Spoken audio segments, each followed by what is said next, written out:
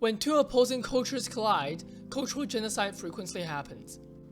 This happens for many reasons, such as religion, ideologies, or simply to stabilize a country.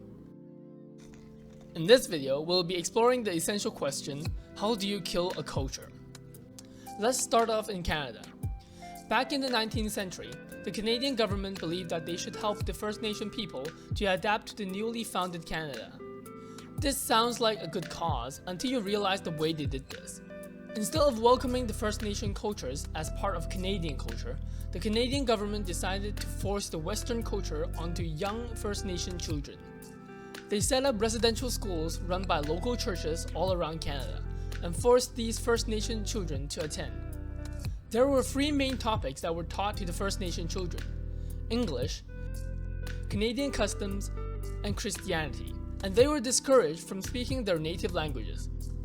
None of these subjects have anything to do with life that First Nations were used to, and they could neither fit into the life of the reservations nor the life of the urban living.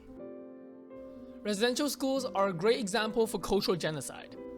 Although the First Nation culture has only diminished and not completely gone, we can still decipher a few tactics used to kill the culture. Firstly, one of the main elements of culture is that it is learned.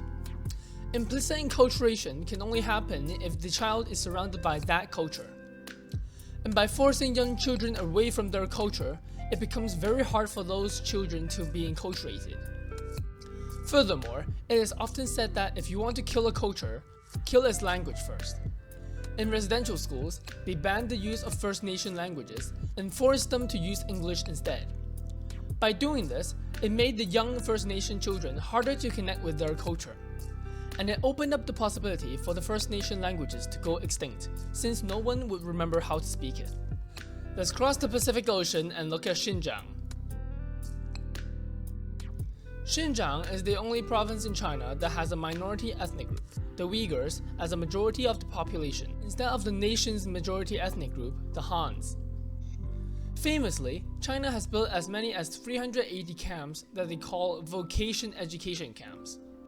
Although the Chinese government claims that it's only used to train its citizens, these actions taken by local police to reporters trying to investigate the camps certainly hint at a different story. Ma'am, can you tell me what that is? Is this something that you don't want us to see? Why you are here? You tell me why you're here. Why you're here? We're here to film what we believe is a camp for Uyghurs and for Kazakhs and for Kyrgyz and for all ethnic Muslim minorities. Who told you that? She threatened to arrest us and demanded we delete our footage, so we had to leave. Let's take another angle at Xinjiang, this time looking at the population change in ethnic composition. Shortly after World War II, the Communist Party of China won the Chinese Civil War and took over China. Ever since then, Xinjiang has experienced a massive influx of Han Chinese because the Chinese government encouraged them to settle in the new industrial areas in Xinjiang. Here's a graph illustrating the change in ethnic composition since 1949. You can see the population of the Han Chinese is growing at a much faster rate than the local Uyghurs. Let's look at the actual numbers. Back in 1949, the Uyghurs comprised 82.7% of the population, and the Hans only made up 6.2%. However, just after about 30 years, in 1982, the Hans comprised 40.3% of the population. And the Uyghurs, although still the majority, now only made up 45.7%. And the ratio stayed about the same ever since then. You might be puzzled with the relationship between the ethnic shift and the cultural genocide. Well, for one, the Han culture and the Uyghur culture do not mix well.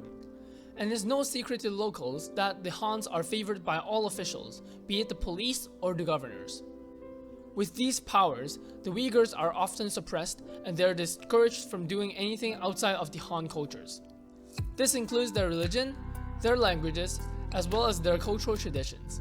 Furthermore, this also makes it way harder for young Uyghurs to relate to their own culture since it's not treated with respect and they're taught not to like it. Lastly, let's move south and look at Hong Kong. Personally, I grew up in Hong Kong, so what happens there is of particular interest to me. Hong Kong has been a British colony for over 150 years, and it was only handed back over to China in recent history. The British influence on Hong Kong has led it to have its unique culture, being a mix of Asian and Western culture. Hong Kong's culture is heavily influenced by democratic values and the Western society, and those are things that the Chinese government despises. And now that China has taken control, they are trying everything in their power to break the culture in Hong Kong.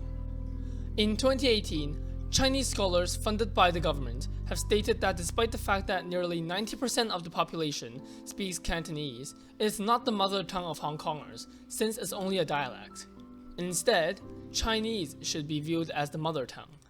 Since Mandarin is the most popular style of Chinese, therefore young Hong Kongers should learn Mandarin in schools instead. To put it simply, they want the Education Bureau to force all schools to teach Chinese with Mandarin instead of Cantonese. This is intended to make Cantonese, a staple of Hong Kong culture, slowly die off, and therefore removing one of its unique differences between Hong Kong and mainland China.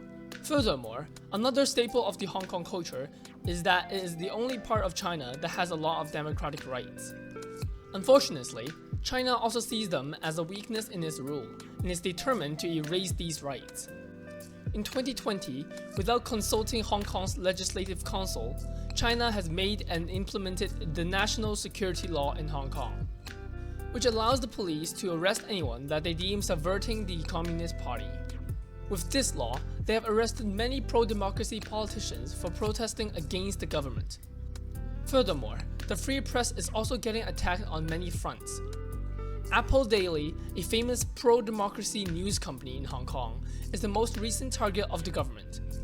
And the founder of Apple Daily, Jimmy Lai, has been arrested for subverting state power. These crucial characters to the Hong Kong culture are getting removed and put into jail. By the time they finally get released, it's likely that Hong Kong will just be another Chinese city, losing its unique culture, which will be very sad for Hong Kongers like me to see.